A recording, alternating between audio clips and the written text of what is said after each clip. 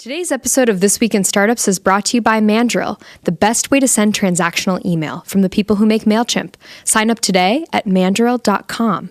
And by New Relic. Visit newrelic.com/twist and see why thousands of developers worldwide don't deploy without it.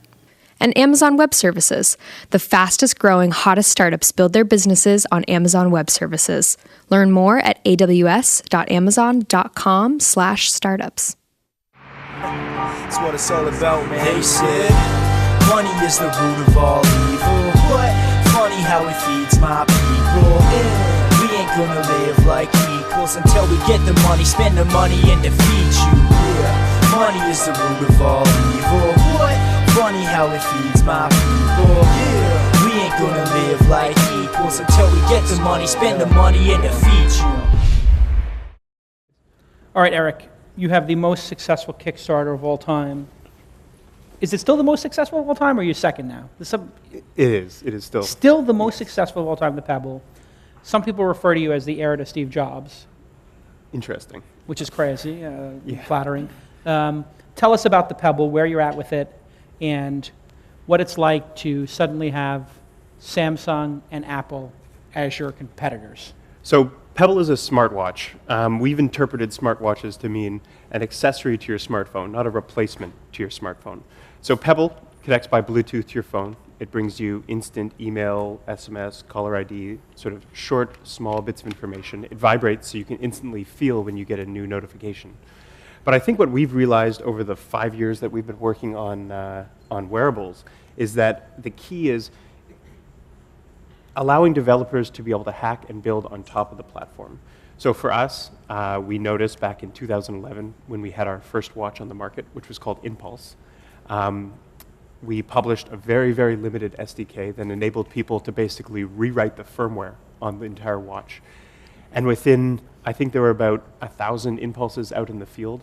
So within the first month or two, we had like 60 apps available out of the 1,000 watches that were in the field. And this was the turning moment for us.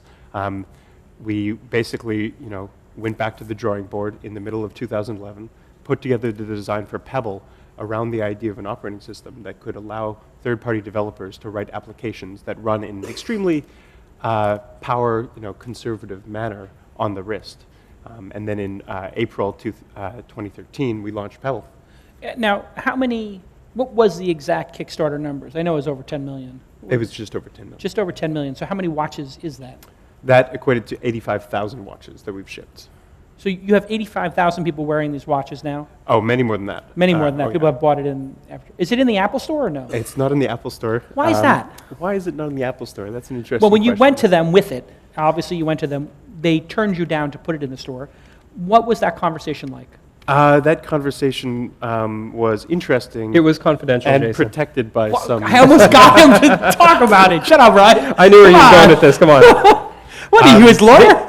They've got people in the back. They're watching. No, seriously. I mean, you take it to Apple. And what happens? Here, one thing that I Did they look at it and go like this? Walk by the. Shit, this is pretty good. If you I mean, it should be in the Apple Store. It works so brilliantly with the iPhone. look in the Apple Store, the entire wall of accessories is related to app-based hardware, and so naturally, we are making app-based hardware. We're in Best Buy and AT&T stores today, but yeah, I think the biggest thing that we've shown and that we've seen from our community is just the sheer number of apps and interesting use cases that people are starting to build with Pebble. Ryan, what are your thoughts on Pebble? I mean, it's obviously beautiful technology. People loved it. It was a huge response to it. You put it in your, one of your most important moments. How do you put it in context of what we saw with Samsung, Qualcomm, and of course Apple potentially coming? Yeah, well, I mean, Samsung is the Gear watch. I think is effectively a non-starter, right? It's it's not going to work. Price too high, battery too low. Doesn't really do anything. Doesn't really interface anything. It's just a piece of junk, right? They're just trying to get to market before Apple, so they could say that they got to market before Apple. So at least Pebble, they've got something. They've got a vision. So competition is not really new. I mean, you brought up the Spot watch, but Sony Ericsson has been making watches for 5 or 6 years in partnership with Fossil. There's been Motorola. Motorola has the Moto Active, which is effectively an Android computer on your wrist that runs Android 2.3 or something like that. Let's unpack the actual specs and how it works. I have one. It's got, it doesn't have like an LED or LCD screen, right? It's got a different type of technology. Yeah, it has something called a memory LCD. That's an LCD, a standard LCD, but it has 1 bit of memory behind each pixel. So that means that the state of the display can be maintained with an extremely small amount of power. Got it. And so the battery life on a Pebble is? 5 to 7 days, while connected by Bluetooth. And Ryan, what was the battery life on the Samsung like? Less than 1 day.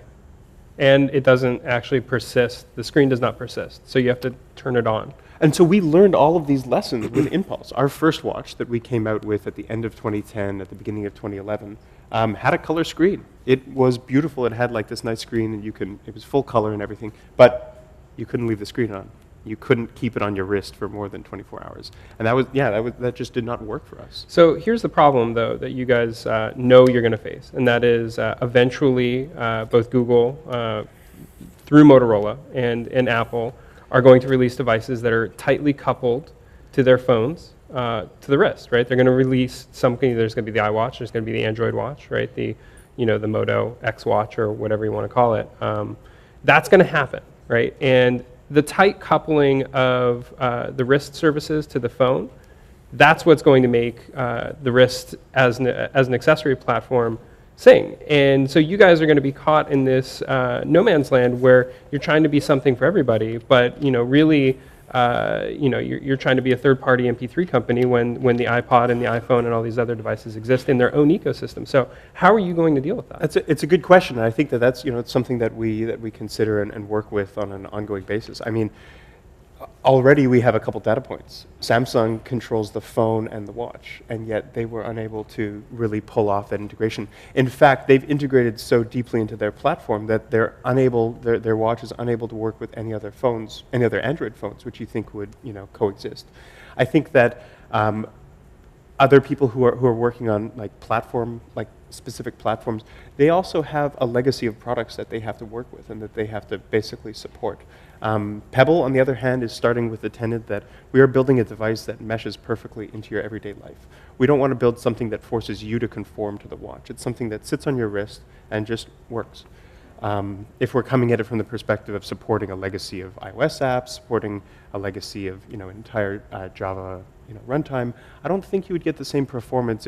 You definitely would not get the same performance and the same sort of meshability that we've got. Yeah, but that doesn't really answer the question. If Apple creates the watch, and they're going to create the watch, there's absolutely no doubt that watch is going to integrate better with the iPhone than any other watch on the market. Yeah, exactly. So what I'm saying is you've maybe just lost the iPhone customer base now.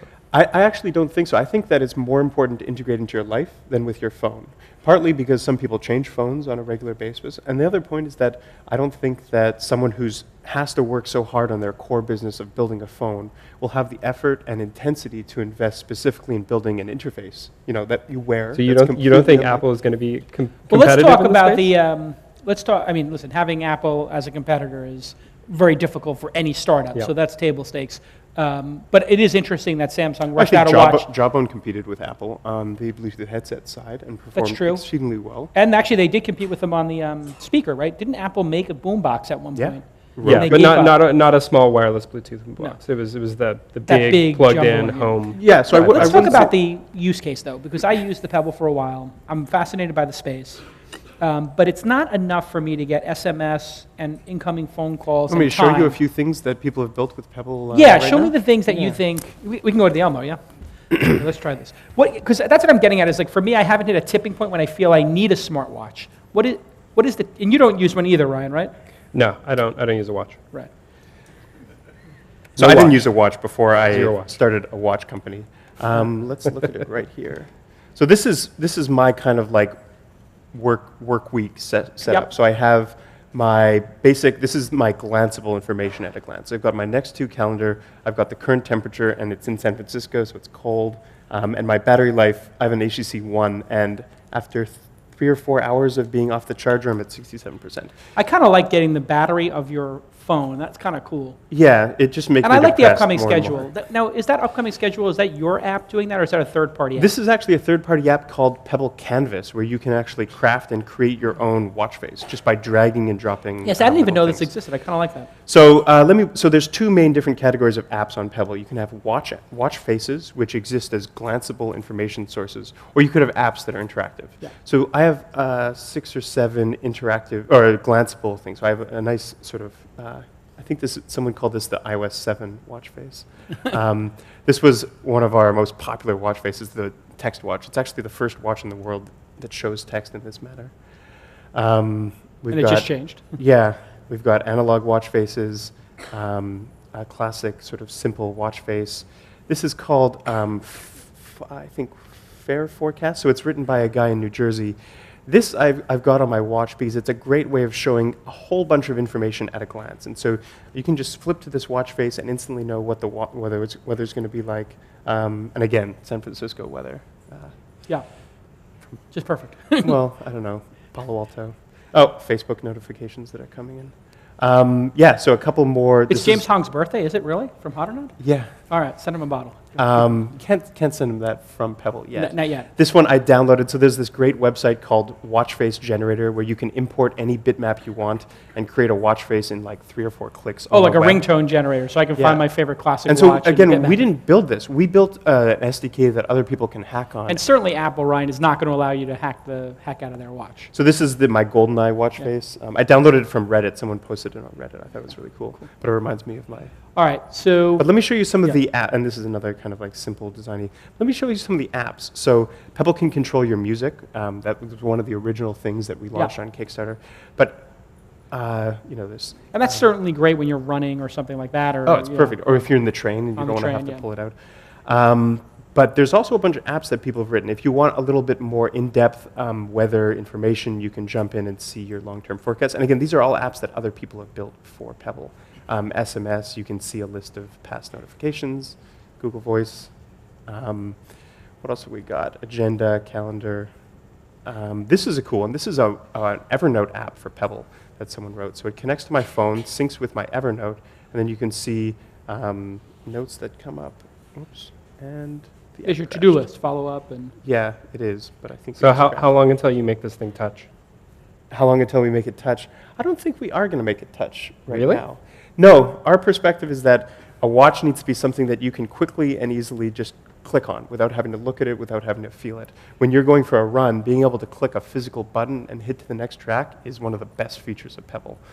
I think that what we're going to be doing is looking at different interfaces like gesture detection. Using an accelerometer that we have built into Pebble, you can now just flick your wrist to turn on the backlight. oh, really? Yeah. Huh. And then, of course, I've got a dialer with, call history and stuff like that. So you can dial your phone from Yeah, it's cool for if you just need to, respond to a call or something. So this is the 1.0 Pebble. It's not our first watch, but it is 1.0 Pebble. For the Pebble, Yes, yeah. So that's it's your correct. second watch. And you've been working on watches for how long? 5 years now. 5 years. Hey, everybody, what a great episode of This Week in Startups we're having. And it's brought to you by our good friends at Mandrill. Yes, Mandrill. Mandrill makes transactional email services. If you don't know what transactional email is, it's because it's a buzzword. And what the buzzword means is those emails that you get when you reset your password at Twitter, or you get a friend request on Facebook, or you get a delivery confirmation from Amazon, or you've already funded something on Kickstarter and they want to know what color do you want it in. Those are called transactional emails because there's some transaction going on, which I guess should seem obvious. But anyway, they're super important emails, and you want to make sure they get delivered because they're the lifeblood of your service. When you're building an internet service, if transactional emails do not get through, you are hosed, you're screwed. It is a disaster for your startup, and that's why you need a partner. And the partners set up the mail servers, and they make sure that the email gets through, and they make sure you have all these great features like real-time analytics, which is what Mandrill does, and having an iOS and an Android phone, an app available to monitor how your deliveries are going. They literally roll out new features every week at Mandrill. They're very focused on this space, and they make it super easy. And we use it for all the transactional emails for launch. In fact, we're using it for the hackathon, and it's working perfectly. You can do A/B split testing with it, so you can see if like, hey, this confirmation email or this upsell email works better, right? So you do A/B testing, and you can really start to refine your product. And the pricing is simply incredible. It's beyond fair. The first 12,000 emails a month are free. You heard that right. It's free. And why does Mandrill make the first 12,000 emails a month free? They want to support startups like the people who listen to this program. And after that, you pay just on usage. You're never paying for stuff you don't use, which a lot of the other companies, they'll try to get you to sign up for multi-year deals. Then you stop using it, or you're using it not that much, and you're paying for what you're not using. Totally unfair. Mandrill is from the people who do MailChimp, so they know how to treat customers well. And I've been using Mandrill and also MailChimp for years. Sign up at mandrill.com. Just think of a man holding a drill. Mandrill, MANDRILL.com. Mandrill. Thank you, Mandrill app on Twitter. Everybody say thank you to @Mandrill app on Twitter. And let's get back to the program. Thanks again, Mandrill.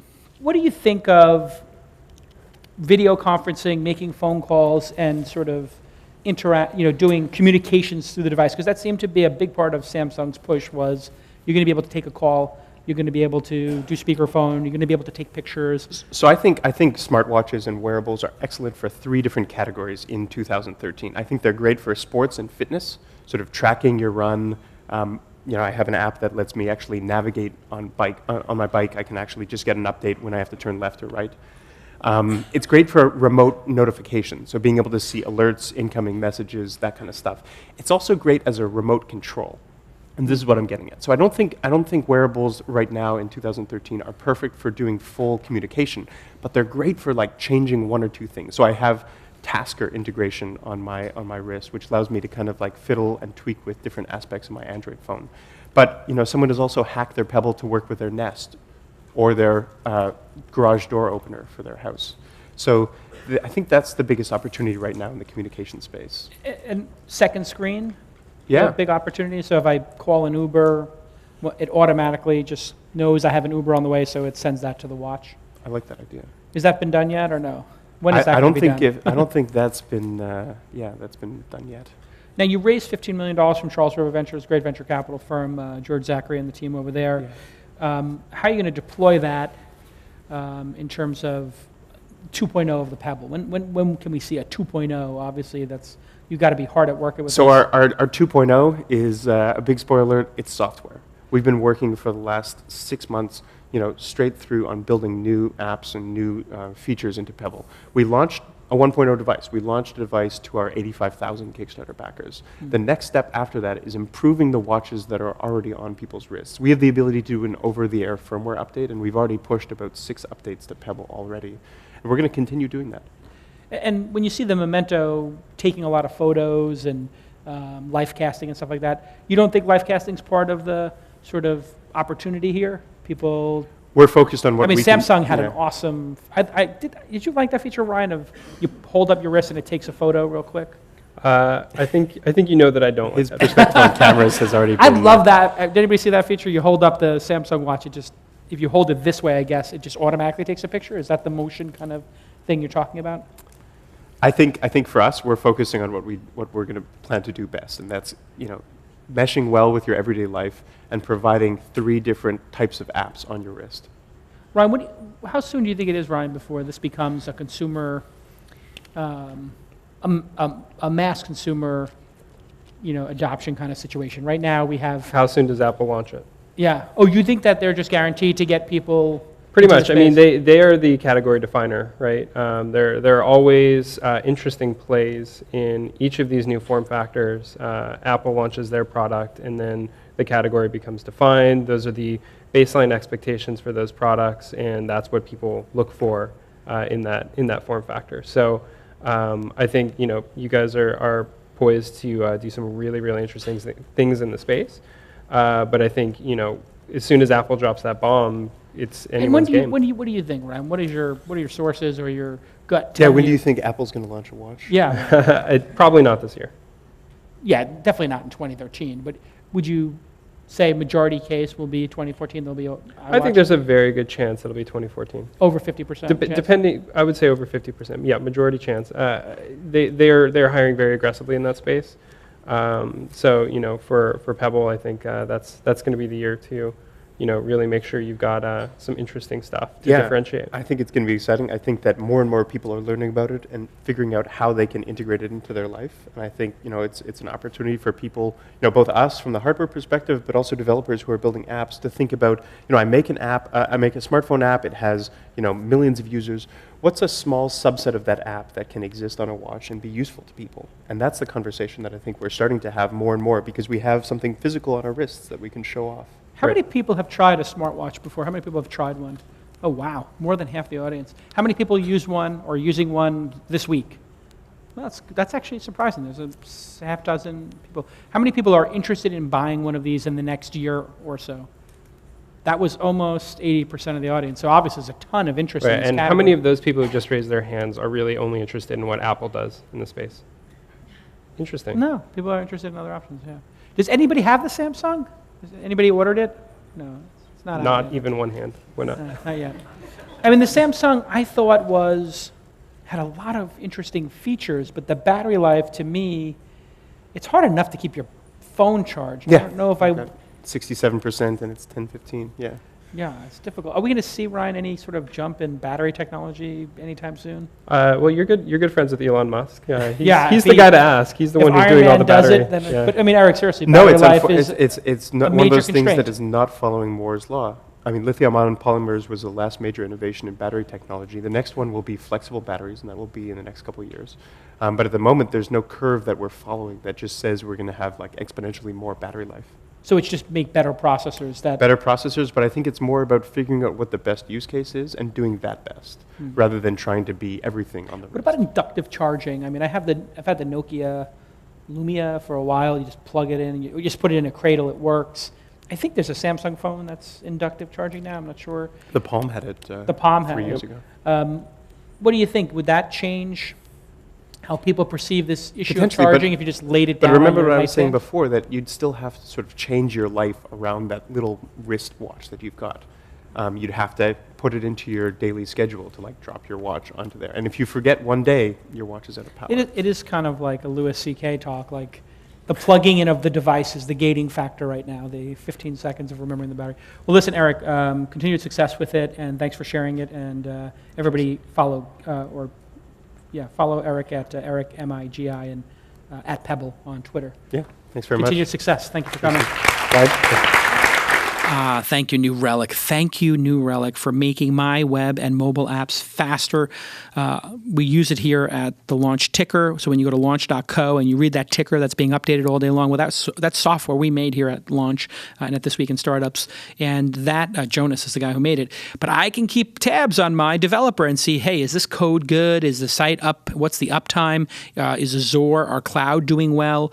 And real-time monitoring of the app on a code level and on a server level and on a transport level, i.e., internet connections, is critically important. And we monitor this. And I actually monitor it even as the CEO. I like to just get an email once a week on the weekends. I get every Saturday an email that shows me, hey, you got 99% uptime, you got 92% uptime, hey, your speed is X, your speed is down this Y percentage. And they have 40,000 customers over at New Relic. Everyone from Skullcandy to Spotify to Nike to Zillow to Vonage, everybody uses them. They're incredibly passionate about what they do over there at New Relic. They're a startup themselves, although they're getting really big. I wish I'd invested in that company. And developers are really trusting them to keep their apps really fast. And speed and stability are two of the most important features. Marissa Mayer said that at Yahoo and at Google before that, and then she's taken that whole stability and speed mantra to Yahoo. If you want to sign up, you can do so at newrelic.com/twist for free. And you will get a free This Week in Startups t-shirt. What an amazing thing for our friends at New Relic to do. They really get that this is a special audience, that you, the listening audience here at This Week in Startups, are passionate about building companies, and they want to help you. So go get the free t-shirt, newrelic.com/twist, newrelic.com/twist. And it makes us look good when you go get that t-shirt, because they're like, hey, people are listening. Super fast, super easy, no credit card required. Let's all thank at New Relic, RELIC on Twitter. Thank you, New Relic. Let's get back to the program. Sonny, how you doing? Good. Welcome. Good to be here. Okay, so tell us about Misfit. All right. So a little bit about the company. It's just myself and my partner from years back, and John Scully. We're kind of an The unlikely... guy who fired Steve Jobs. Well, if you read the book, that's not the case. Oh, really? So- Didn't he just answer, like, Ryan, give us a verdict. Did he fire Steve? He said that was one of his great regrets. Well, what he said in the YouTube video is his great regrets was to not bring him back. Okay. Yeah. All right, revisionist So, history, whatever. Let's keep anyways. going. All right, listen, I'm sure he's a great investor.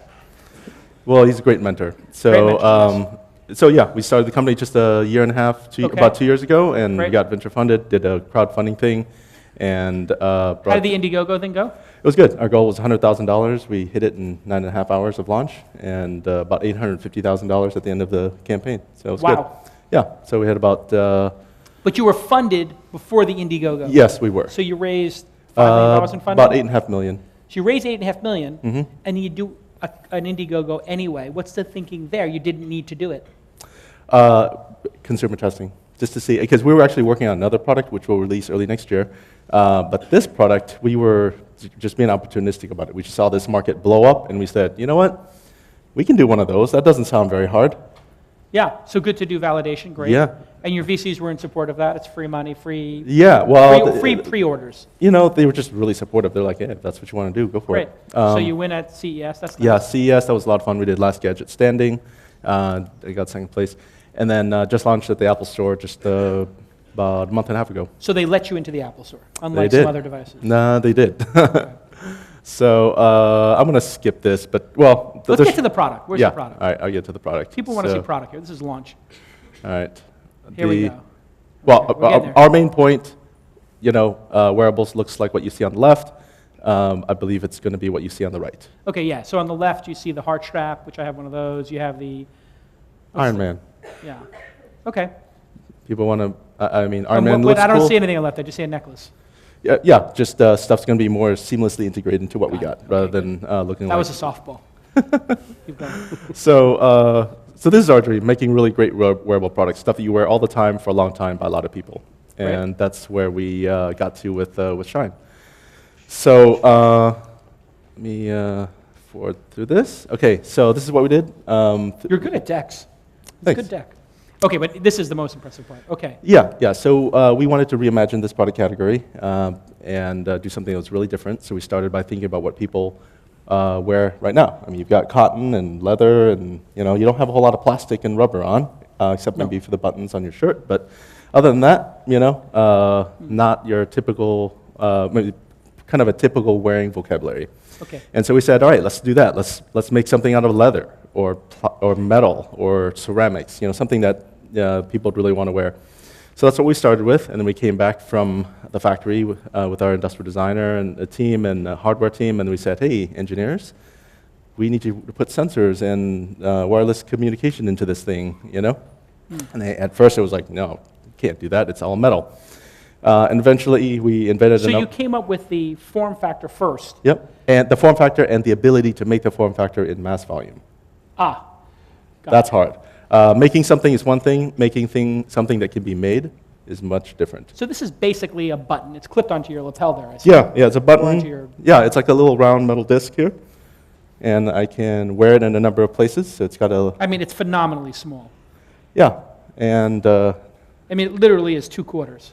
yeah, it's about the size of a couple quarters, so less than about 9-10 grams. Anyway, so we won a bunch of design awards. People love the way it looks.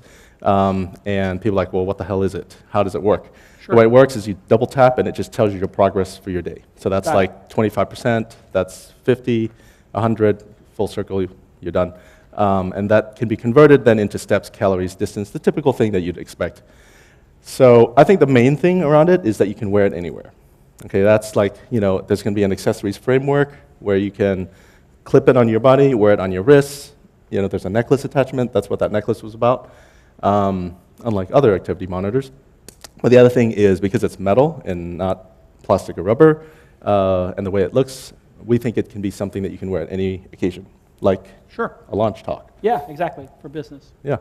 So these people make the product look good. They might not need activity trackers, but we have fun with it. So multiple body wearing positions. These are real pictures. We actually do a lot of our work in Vietnam, so this is actually a It's photo. interesting, a lot of the people at your company could be models. This person's wearing multiple, you said?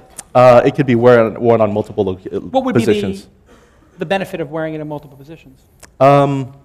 It would be the ability to wear it multiple. I don't know if you'd wear multiple I'm saying you wouldn't wear them devices. concurrently. Yeah. Okay. I mean, I guess you could, You but you know. Right. So. But it's going to get accurate data, you're saying, if it's on my shoe or Yep. on my lapel. Yep, different levels of accuracy for different activities. So one of the things is if you wear it on your wrist and you go biking, no wrist-worn activity monitor does really well because your wrist doesn't move when you're cycling, especially if it's stationary cycling.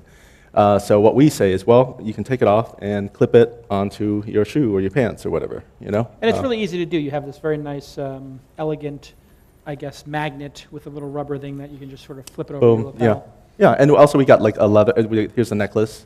Makes, you know, actually we found a lot of Now, women. if we put this with the Memento, you could be taking a picture every 30 seconds, and we'd really Yeah, that'd be start to pretty get cool. somewhere. Yeah. If we can get that kind of Can I battery press life. this and get a phone call from my child as well?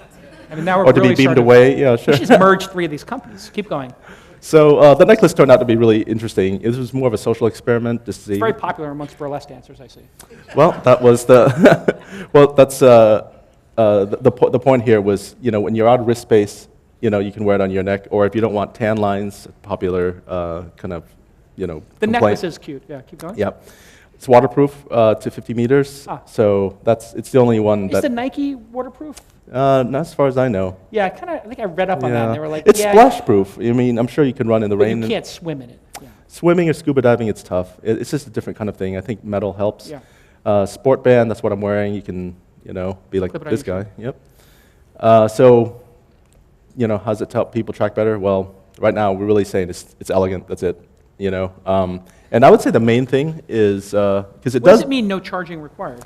Yeah. So yeah, you don't have to charge it. No cables, no docks, none of that stuff. It just runs out of a coin cell battery for 4 to 6 months. Oh, really? Yeah. So that was a big deal. Like, you know, what we did was we actually Why is it possible? How is it possible? we just power managed the crap out of it.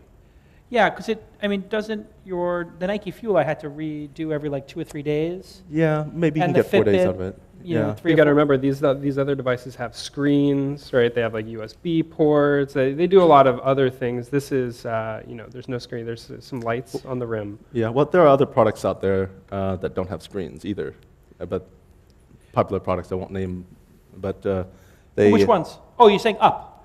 Oh, Up yeah, doesn't- that would be one. Yeah, Up doesn't have it. Yeah, they don't have a screen. Right. Right, and Fitbit makes one now that runs on a coin cell battery as well. Yeah.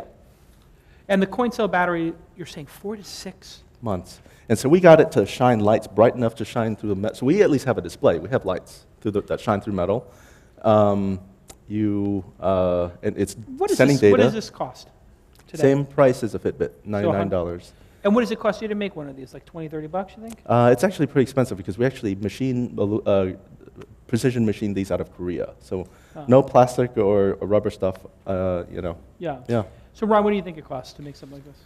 I really wouldn't Yeah. be able to tell you. But I believe assume him. I mean, you have it tripling- feels solid. It feels Yeah. expensive. So how soon before these become cheap enough that when you buy a pair of sneakers, it comes with it, or you buy them in like a 5-pack? You know, like I kind of feel like this will really get easy when you could have it on multiple pieces of clothing and not worry about one on each pair of shoes or built in. Is that what you're going for? That eventually, you know, somebody who makes jeans will be able, Levi's will be able to put this on the button of every Levi, so you don't even think about it? We actually originally started by making a button, and we actually Because it is a button. Well, we couldn't make it small enough to be a button, so we shelved it. So we worked on something else. That's what we got venture funding on. So was a button? That was the original idea. Was a inspiration? button, Okay. and then they're like, no one's going to buy a button this big.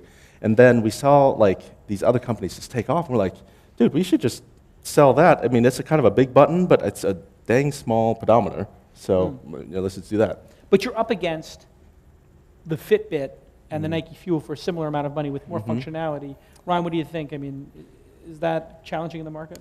I think it is. I think, you know, Apple adding M7 to the iPhone 5S. I mean, that shows us the explain future. for people in the audience who may not know. I know most do, but So The impact this of device, Fitbit, all these activity trackers, they basically log your activity using accelerometers of different kinds. They take that data, they you know, process it and turn it into some kind of an understanding of, you know, what you've been doing, how much you've been working out, walking around, whatever.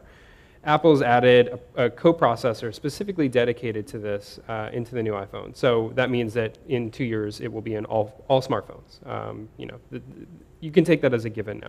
So the core functionality there is now going to be built into phones. So there's got to be another use case here. And so you got some, right? But your phone is sitting on the desk charging for 2 hours a day, or it's not always on your person. I mean, I don't know. My phone is always on my person. When I go for runs, my phone is what's tracking my GPS and So yeah. playing So my how do music. you think about that, Sonny? With the So I think sort of- most people, especially people outside of Silicon Valley in New York, don't wear their phones with them all the time. I think most people will have their phones with them often, but I think it's just a less wearable device. I think it's kind of a wearable device because I do feel naked without it.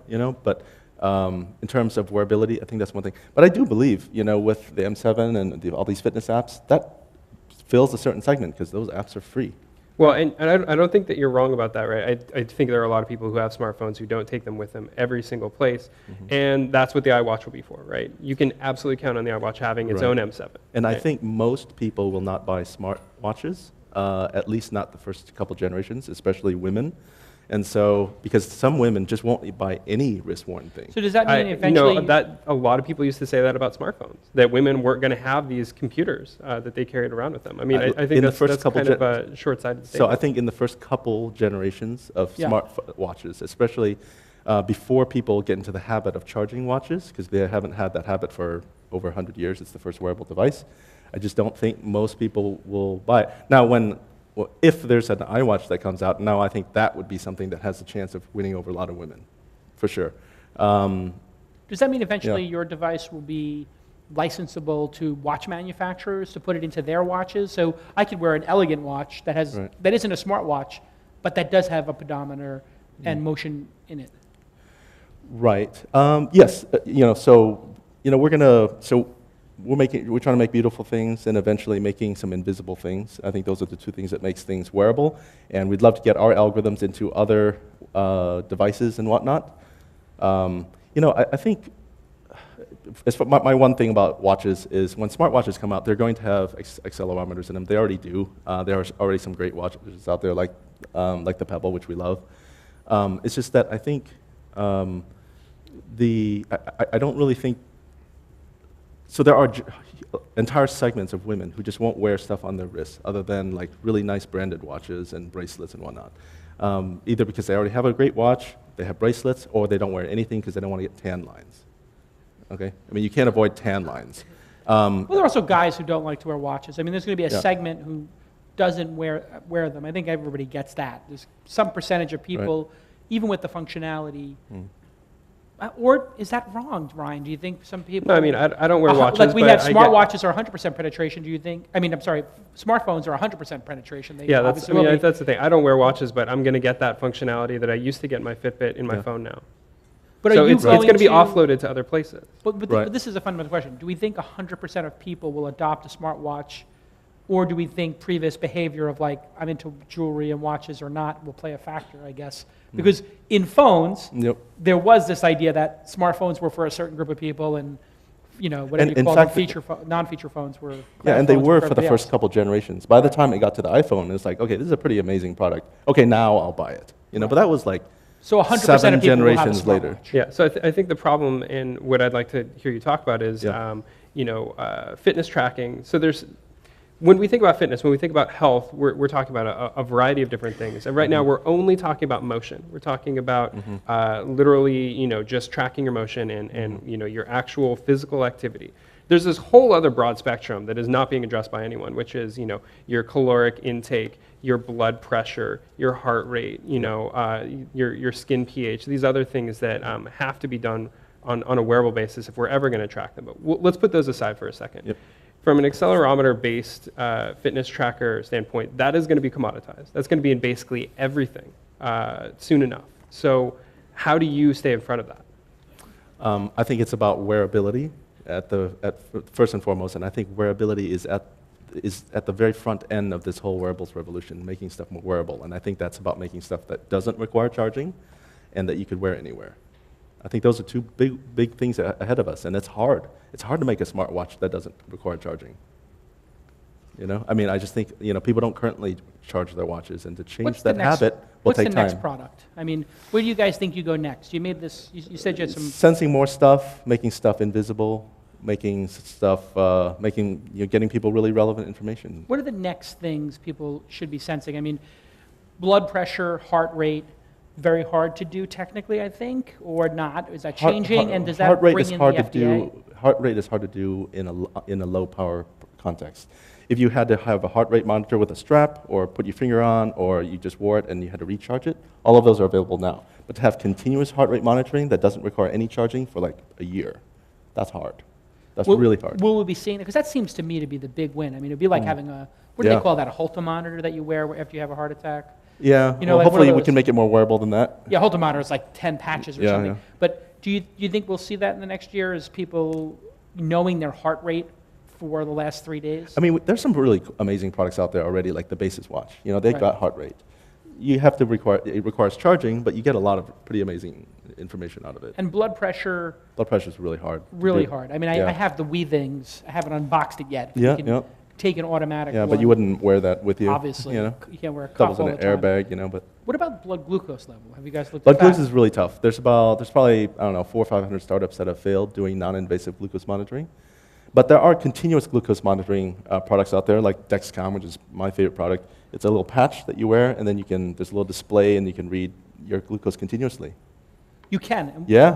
What does that cost? That's a reimbursed product. I don't remember how much it costs, but it's like, you know. It's expensive. Yeah. It's a medical product. It's a medical product. You can get reimbursed from it. It's probably the best one out When there. do you start dipping into regulations?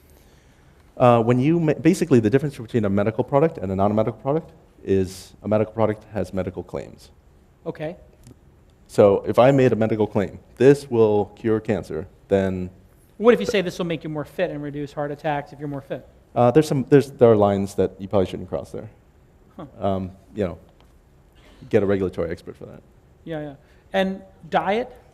We see a lot of diet apps. It's sort of the second piece of the puzzle, as Ryan's talking about.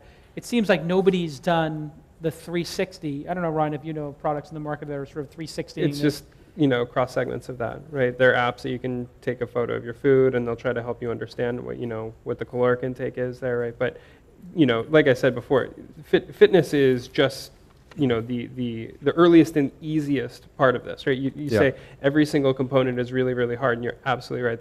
They're all extremely difficult, and fitness is the one that's going to be commoditizable. Fortunately, you have a really sexy product. So It's the first thing. I mean, if you're going to wear something, it's the first thing you think of is measuring stuff on your body. But you know, wearable payments, wearable identity, wearable information, you know, controls like what Eric's doing. You know, that's happening. So NFC bracelets that identify you for credit card transactions. I mean, stuff like that exists.